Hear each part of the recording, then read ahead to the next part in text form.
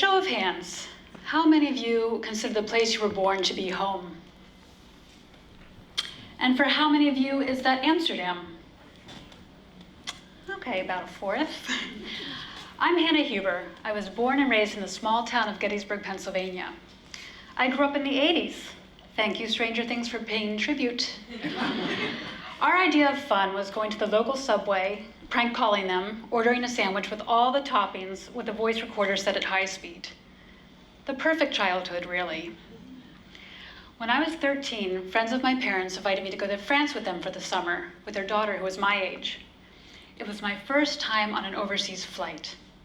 I saw castles for the first time, sunflower fields. I even bought my first bottle of perfume, Chanel No. 5 in Paris. I felt transformed.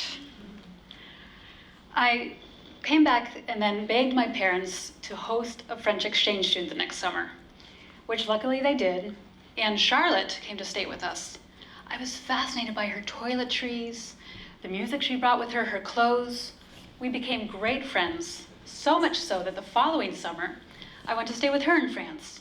And so the travel bug got started, and I was becoming more and more European. At least that's how my local friends saw me.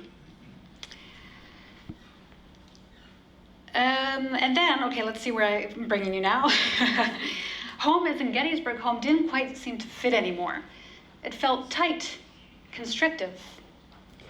Sophomore year of high school, I felt an urge to get out of my small town. I remember as clear as day, I was sitting in my homeroom and I heard an announcement on the loudspeaker, because that's how they do it in America, saying, "Do you want to go abroad?"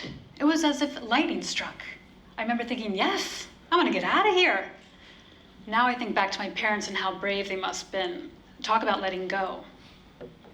I first stepped foot in the Netherlands as an exchange student in 1996. Even though I had no idea where the Netherlands was, the country with 16 million people at the time, 2.8 times smaller than Pennsylvania, was engraved in my heart from that year onwards. I lived with 4 different host families. One was even a cabbage farmer where I got to sample a variety of stamppot, including one with banana. Oh. Yeah. Each family was different. Each home was different. Their own mini cultures, their own rules and rituals. They say the first host family is always the most difficult because of homesickness and language, and it's true. But I slowly found my way. I arrived in August. By Christmas time, I could speak Dutch. I threw myself into it, total immersion. I got headaches from concentrating so hard and looking up words. Fast forward, and I didn't find my way back to the Netherlands until 2004, when I met my Dutch boyfriend, at the time now husband, at the Dutch Embassy in Washington, D.C. We moved to Amsterdam for my master's, and what was supposed to be 1 year turned into 19. 3 kids, 2 dogs, and 3 moves further, here I am. I call the Netherlands home. And then we see some pictures here of that whole process. And then in 2006, I officially became a Dutch citizen. So I kept the US passport, gained the Dutch citizenship, and was officially ingeburgerd. Bitterballen erbij. But over the years, I struggled with answering questions like, where is home? And are you ever going back to America, and don't you miss America? My roots were in America, but I was building a life for myself here in the Netherlands. It wasn't until the pandemic, when I was forced to stay in the Netherlands and could not go see my family and my parents in the US, that I became fascinated by the idea of place and the concept of home. When is a place home? Is it a feeling? What's the difference between home and place? Is there a difference? Most recently, a friend asked, "Where's your thuis?"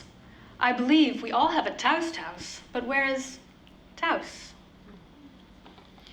I looked into various forums about how I could dive in and deeper and examine this concept of home. I made a podcast called Global Citizens at Home, interviewing internationals about their experience. I looked into doing a PhD, but the theoretical part turned me off a bit. So in the end, I wrote a book during the pandemic called Place. And throughout the process of writing, I learned that for me, there's an emotional layer and a political layer to home, and until I was at peace and accepted both, I would always struggle with answering the question, when is home? I found it exciting and difficult and strange to float between two cultures. All that money spent on plane tickets, dragging infants across the Atlantic, jet lag. We even tried a sabbatical once in the US to see what it was like to live there with children. Does my family realize what I'm going through and what a challenge it can be? But it's a choice. It's my choice, and I have to own that. And of course, there's language. At first, I was stubborn when it came to language. I would get angry when Dutch people spoke English to me. This has changed over the years. I don't care so much anymore. Maybe they want to practice. I don't need to prove myself. Plus, my brain is tired. So in the end, I'm straddling two continents, two cultures, and ultimately two identities. Who are we when we live abroad? Thoughts and comparisons ricocheted in my head for years. I've been watching my home country from the sidelines. America has changed. Sometimes I no longer recognize my country of origin. America has two faces. And that's the hardest part for me to accept. Don't give up on America. That was my message for readers, but also to myself, if I'm honest. Having two passports is visa privilege, with more access, more resources, a choice. But I'm fully aware that not everyone can have two passports, and the freedom that comes with it. But even privilege has a price. There's the US tax reporting. I curse my kids with that one. But in the end, it's about finding balance and accepting. So I'm wondering what you're all thinking after hearing all this and how you feel. What's needed for you to feel at home? Anyone want to yell out something? I think my family is mainly the people that make it home, no matter where I am in the world. It's a good one, family. Anyone else? Knowing how to get around without looking at Google Maps. That's very good. Did everyone hear that? Knowing how to get around without Google Maps. I like it. Well, for some of you, it might be as simple as a comfy chair and a cup of tea, or family, friends, career. So what I learned and what I want to share with you today about the ever-changing understandings of home is this. I believe there's an emotional layer and a political layer, and until you're at peace with both, it's always going to be a struggle. I've heard internationals deciding whether or not to stay put have the 1-year mark, the 3-year mark, and the 7-year mark. And the longer you stay somewhere, the more difficult it is to leave.